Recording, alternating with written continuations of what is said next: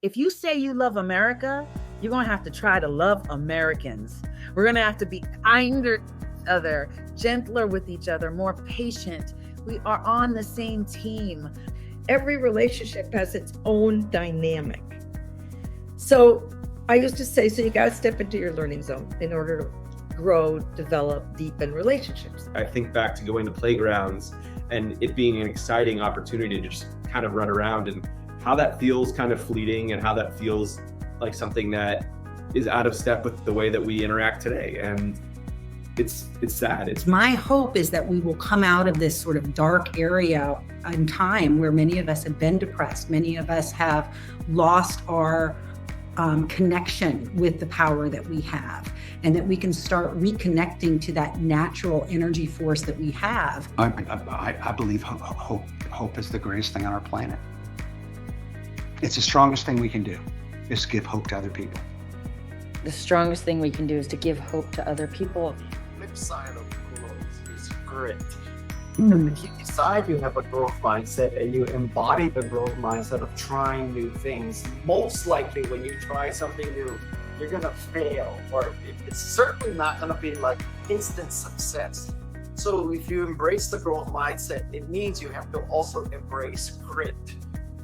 You don't have opportunities in a career track like that without many people in positions of authority who can offer opportunities, seeing something in me. So I had incredible leaders who gave me a chance. I'm going to say something maybe a little bit provocative, which is don't talk about psychological safety, right? If you've got, as the question implied, a manager or a boss who doesn't like this term, doesn't want you to do this, doesn't want you to focus on this, you don't need this term to be excellent at creating a psychologically safe environment. You don't have to go through something that difficult to be open and vulnerable, but sometimes it's just the small things that can open a door that we maybe never knew that was closed, but can help us move forward in a really positive way. It does not matter really what you're doing. There will always be some people who are not happy about it. And so power is the ability to get things done against that level of opposition.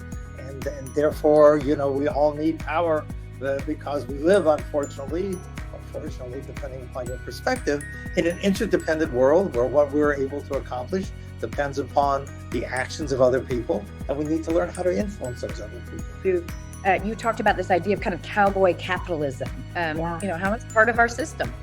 Yeah, it is, and it's really detrimental, and that's probably one of the most important messages of the book, is that we do have this idea. I mean, let's just look at burnout.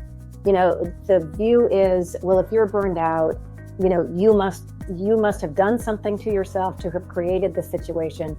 Therefore, you need to do something to fix it. I have come across yet is kind of how we treat the role of the manager. We treat it as a reward, right? It's been historically, look, we've got a high-performing accountant, and now you're going to be a manager. Well done, you're being promoted, right? So when you think about workplace well-being equity, it really requires you to think more holistically about well-being programming in general. It's less about the individuals like it used to be, but it's more about the individuals, the settings that they're in, the culture that they're operating in, and down to systemic changes that need to happen in the organization so that people are able to thrive. You need to get the most senior leadership on board with the idea and get them advocating for it. That could be your CEO, it could be a department head, whoever it is, but the most senior leaders to be on board with the idea and talk positively about it goes a long, long way as well. For most people, managing is not going to be a wonderful fit, so I think it's important to have those avenues, rewards, recognition to being an outstanding individual. Bye, everybody.